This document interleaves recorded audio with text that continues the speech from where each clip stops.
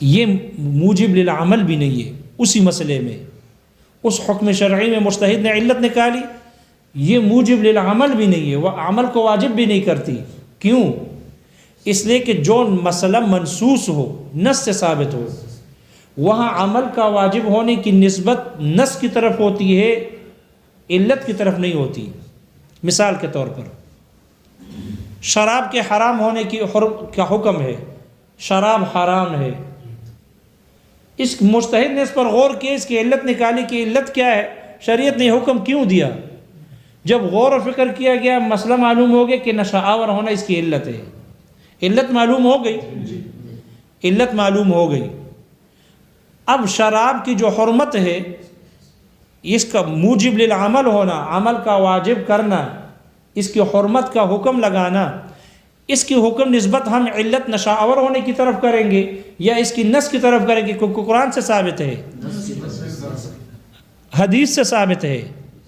لہذا اس کے یہ جو عمل واجب کرتی ہے دلیل شرعی، اس سے جو عمل واجب ہوتا ہے اس کی نسبت اس کو منسوب کیا جاتا ہے نص کی طرف، اس لیے کہ وہ دلیل قوی ہے، اور علت کی طرف نہیں ہوتی اس لیے کہ وہ دلیل ضعیف ہے، نص کے مقابلے میں ضعیف ہے، اس لیے اور حکم کی نسبت وہ قوی کی طرف کی جاتی ہے نہ کہ ضعیف کی طرف۔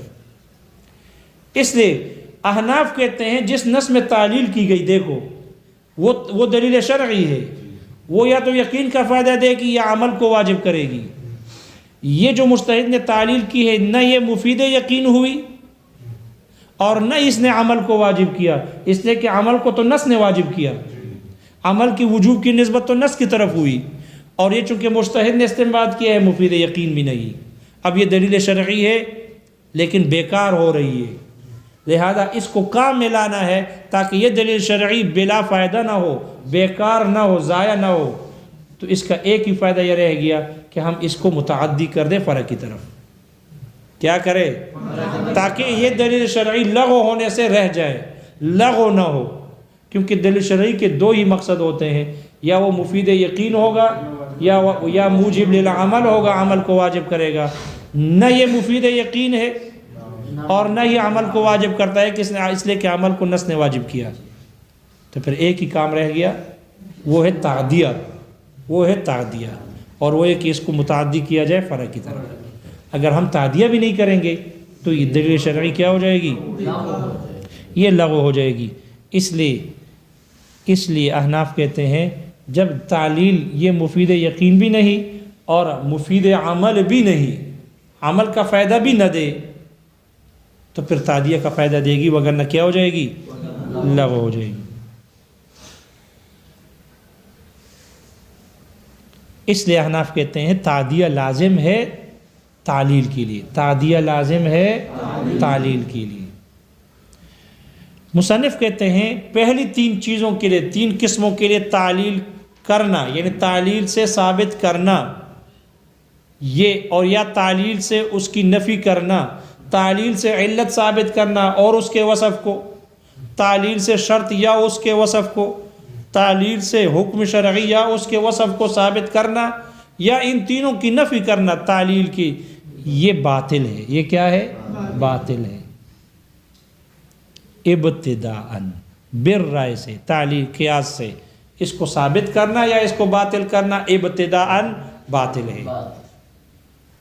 کیوں؟ اس لیے کہ علت نکالنے کا اختیار، علت ثابت کرنے کا اختیار ابتداءً یہ شریعت کا کام ہے، شرع کا کام ہے، بندے کا اختیار نہیں۔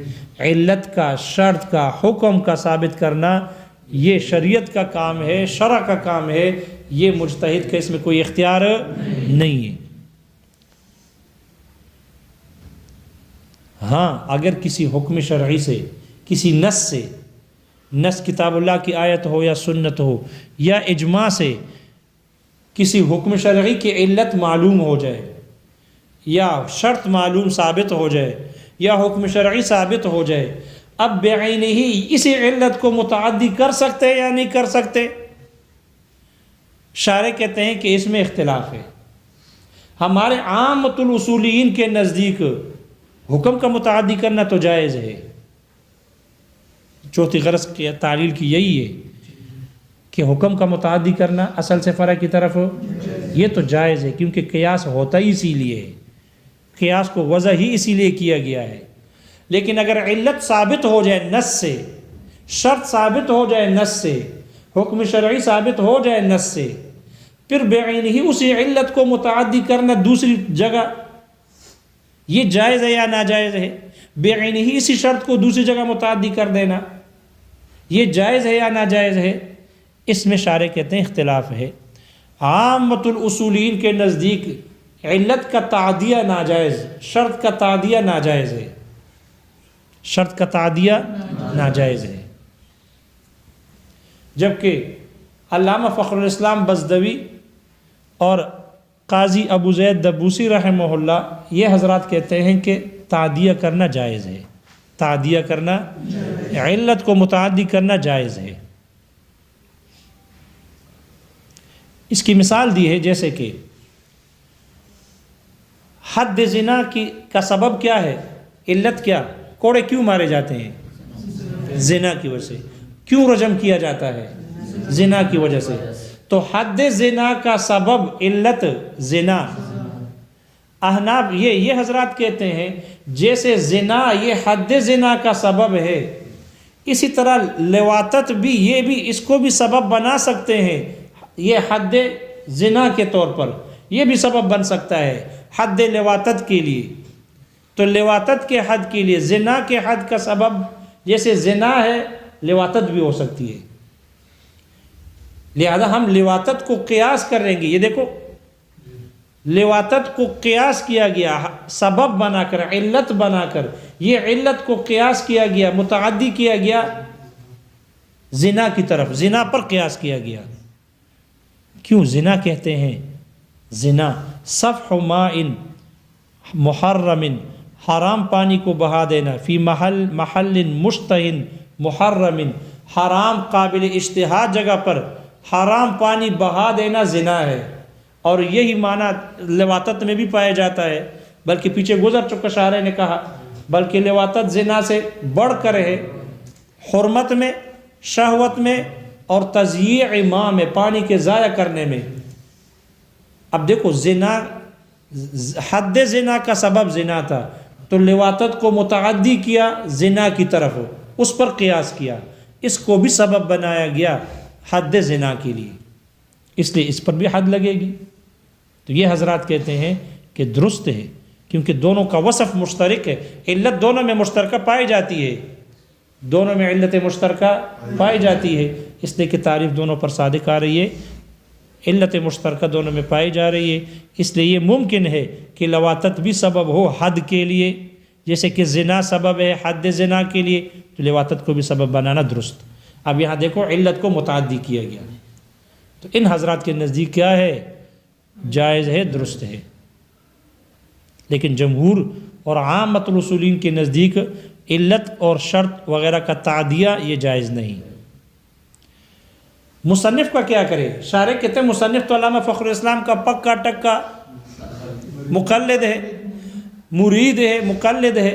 مصنف کا کیا کریں گے؟ مصنف نے تو کہہ دیا شروع میں کہ التعلیل للاقسام الثلاثۃ الاول باطل ونفیها باطل. تو مصنف کس کو کس میں شمار کر لے؟ علامہ فخر الاسلام بزدوی کے متبعین میں یا جمہور کے؟ تو اس لیے شارح کہتے ہیں کہ علامہ فخر الاسلام تو بظاہر، یہ مصنف رحمہ اللہ تو بظاہر علامہ فخر الاسلام کے تابع ہے. جب تابع ہے تو جیسے علامہ فخر الاسلام بزدوی کے نزدیک حکم کا سبب کا متعدی کرنا درست، تو ایسا ہی پھر مصنف کے نزدیک بھی سبب کا متعدی کرنا درست ہے. جب درست ہے تو پھر مصنف نے جو ماتن نے جو وجہ ذکر کی کہ یہ بات جو ذکر کی ہے کہ التعلیل للاقسام الثلاثۃ الاول ونفیها باطل، پہلے تین اقسام کے لیے اس کی تعلیل سے ان کو ثابت کرنا اور اس کی نفی کرنا باطل ہے، یہ ابتداءً ہوگا. پھر یہ کیا ہوگا؟ ابتداءً ہے. جب ابتداءً علت کو ثابت کرنا قیاس سے باطل ہے. ہاں جب علت ثابت ہو چکا نص سے اب اس کو ثانیاً تعدیہ کے ذریعے سے متعدی کیا جا سکتا ہے، یعنی تعدیہ سے ثابت کیا جا سکتا ہے، اس کی تعدیہ ہو سکتی ہے، جیسے کہ فخر الاسلام بزدوی کا مذہب ہے۔ تو پھر مصنف کے اس قول باطل کا معنی باطل ہوگا، باطل ابتداءً باطل، یہ ابتداءً باطل ہے، تعدیتاً باطل نہیں ہے۔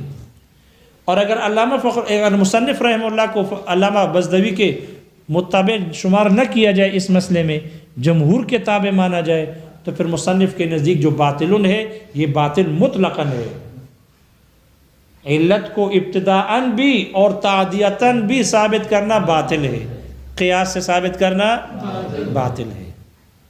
کوئی مسئلہ سمجھ میں آ گیا؟ تو یہ ہمارے وقت میں برکت۔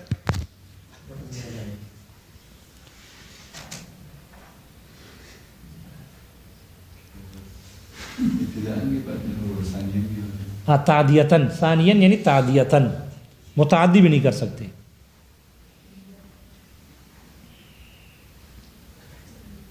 دیکھو بھائی کتاب میں کیا کرے، عبارت رہ جائے گی وہ کرنا، 2 دنوں کی عبارت ویسے ہی زیادہ ہے۔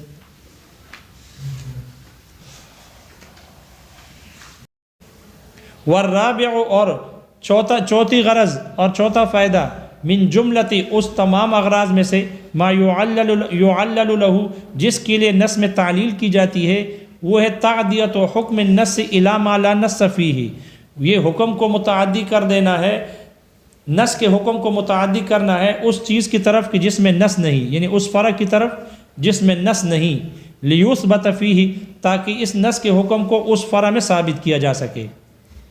ای الحکم، یعنی وہ حکم، فیما، اس حکم کا متعدی کرنا ہے، اس حکم کو ثابت کرنا ہے، فیما، اس چیز میں، ما لا نص فیہ، جس میں نص نہ ہو۔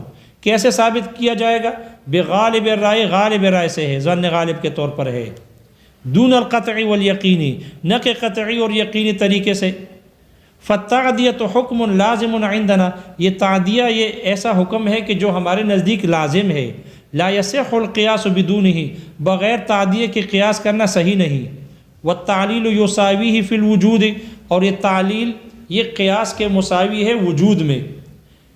جائز عند الشافعی رحمہ اللہ، یہ تعدیہ یہ تعلیل کے ذریعے جائز ہے امام شافعی رحمہ اللہ کے نزدیک، لأنہ یجوز التعلیل بالعلت القاصرۃ، اس لیے کہ نص میں تعلیل کرنا علت قاصرہ سے جائز ہے۔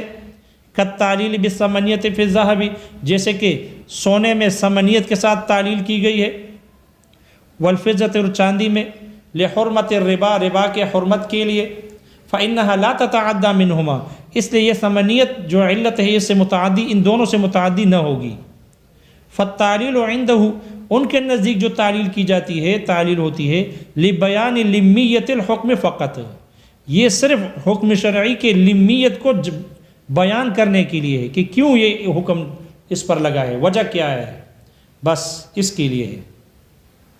ولا يتوقف على التعدیۃ، یہ تعلیل یہ تعدیہ پر موقوف نہیں، کیوں؟ لأن صحت، اس کی دلیل ہے، لأن صحت التعدیۃ موقوفۃ على صحتها فی نفسها، اس لیے کہ تعدیہ کا صحیح ہونا یہ اس تعلیل کے اپنے ذات میں صحیح ہونے پر موقوف ہے، تعلیل خود اپنے ذات میں صحیح ہے، یہ اس پر موقوف ہے۔ فلو توقف صحتها فی نفسها، اگر خود اپنے ذات کے اعتبار سے اس تعلیل کا صحیح ہونا بھی موقوف ہو، علی صحت تعدیتها، اس تعلیل کے تعدیہ کے صحیح ہونے پر، لازمت دور، تو دور لازم آئے گا۔ والجواب، امام شافعی رحمہ اللہ کے اس دلیل کا جواب یہ ہے، ان صحتها فی نفسها، اس تعلیل کا اپنے ذات میں صحیح ہونا، لا تتوقف علی صحت تعدیتها، اس کے متعدی ہونے کے صحیح ہونے پر موقوف نہیں، بل علی وجودها فی الفرع، بلکہ اس تعلیل کا علت کا فرع میں موجود ہونے پر موقوف ہے۔ فلا دورا، اس لیے دور لازم نہیں آ رہا، کوئی دور شور نہیں ہے۔ والدلیل لنا، اور ہماری دلیل یہ ہے، ان دلیل شرعی، شریعت کی جو دلیل ہوتی ہے، لا بد ان یکون موجبا للعلم، اس کے لیے ضروری ہے کہ وہ موجب للعلم ہو، علم یقینی کو واجب کرتی ہو، او العمل، یا عمل کو واجب کرنے والی ہو۔ والتعلیل لا یفید العلم قطعا، اور تعلیل یہ علم قطعی کا فائدہ نہیں دیتی، ولا یفید العمل ایضا، اور عمل کا فائدہ بھی نہیں دیتی، فی المنصوص علیہ، اس میں کہ جس میں نص موجود ہو منصوص علیہ مسئلے میں، لأنہ ثابت بالنص، اس لیے کہ وہاں عمل کا ثابت ہونا وہ نص سے ثابت ہوتا ہے، فلا فائدۃ لہ، پھر اس تعلیل کا کوئی فائدہ نہیں، الا ثبوت الحکم فی الفرع، مگر فرع میں حکم کے ثابت ہونے کے، اور کوئی فائدہ نہیں ہے اس کا مگر صرف یہ کہ فرع میں اس حکم کو ثابت کیا جائے، فرع میں حکم ثابت ہو، وہو معنی التعدیہ، اور یہی تعدیہ کا معنی ہے۔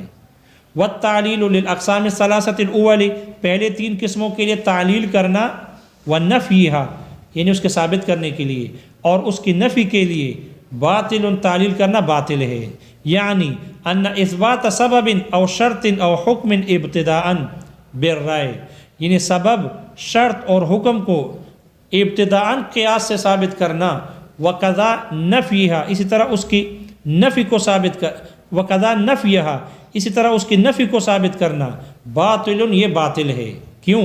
اذ لا اختیار ولا ولایت للعبد فیہ، اس لیے کہ بندے کو کوئی اختیار نہیں فیہ، اس میں، اس کے ثابت کرنے میں یا نفی کرنے میں، وانما هو الى الشارع، اور اس کا اختیار تو شارع کو ہے، اما لو ثبت سبب او شرط او حکم من نص او اجماع، رہی وہ صورت کہ جب سبب، شرط اور حکم یہ نص سے یا اجماع سے ثابت ہو جائے، وَأَرَدْنَا أَن نُعَدِّيَهُ إِلَى مَحَلٍ آخَرَ، اور پھر ہم یہ چاہے کہ اس کو متعدی کر دے دوسری جگہ تک، دوسری جگہ پر تک متعدی کر دے، فلا شکا، تو اس میں کوئی شک نہیں، ان ذلك فی الحکم جائز بالاتفاق، یہ تعدیہ کرنا حکم میں تو بالاتفاق جائز ہے، کیوں؟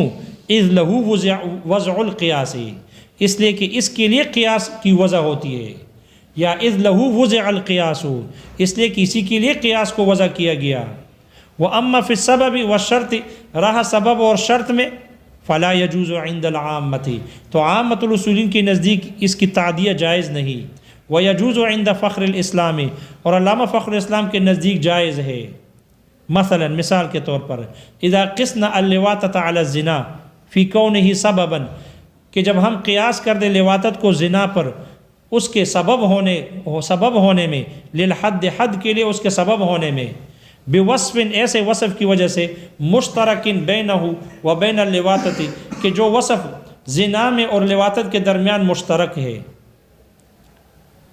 قیاس کر لے، کیوں؟ لیمکن جعل اللواطۃ ایضا سببا للحد، تاکہ لواطت کو بھی حد کے لیے سبب بنایا جا سکے، سبب بنایا جانا یہ ممکن ہو، یجوز عندہ، تو یہ فخر الاسلام کے نزدیک جائز ہے، لا عندہم، نہ کہ ان کے نزدیک ہے، عامۃ الاصولین کے نزدیک۔ فإن كان المصنف تابعا لفخر الاسلام، اگر مصنف رحمہ اللہ یہ علامہ فخر الاسلام کے تابع ہو، کما ہوا الظاہر، جیسے کہ ظاہر ہے، فمعنی کونہ باطلا، تو پھر مصنف کے قول متن میں جو پیچھے گزر گیا باطل، پھر اس کے باطل ہونے کا معنی یہ ہوگا، انہ باطل ابتداء لا تعدیۃ، یہ تعلیل کرنا ان اقسام ثلاثہ کے لیے یہ باطل ہے، ابتداء باطل ہے، تعدیۃ نہیں ہے، وَإِلَّا فَالْمُرَادُ بِهِ، وَإِلَّا، یعنی اگر یہ تابع نہ ہو علامہ فخر الاسلام کا، فَالْمُرَادُ بِهِ الْبُطْلَانُ مُطْلَقًا، تو پھر ماتن کے قول بطلان سے مراد مطلقاً بطلان ہے، ابتداءً و تعدیةً، ابتداءً ہو یا تعدیةً ہو، فلم یبق الا الرابع، اب تعدیہ کے لیے کچھ بھی باقی نہ رہا سوائے چوتھی قسم کے، چوتھی قسم کیا ہے؟ حکم کا متعدی کرنا، یعنی لم یبق من فوائد التعلیل الا التعدیۃ، تعلیل کے قیاس کرنے کے فوائد میں سے باقی نہ رہا سوائے تعدیہ کے، حکم کے تعدیہ کے، الی ما لا نص فیہ، اس کی طرف کہ جس میں کوئی نص نہیں، ولما کان ھذا تارۃ علی سبیل القیاس الجلی، یہ انشاءاللہ پھر ہو جائے گا، شیخ تو نہیں آئے تو پڑھ لیں گے۔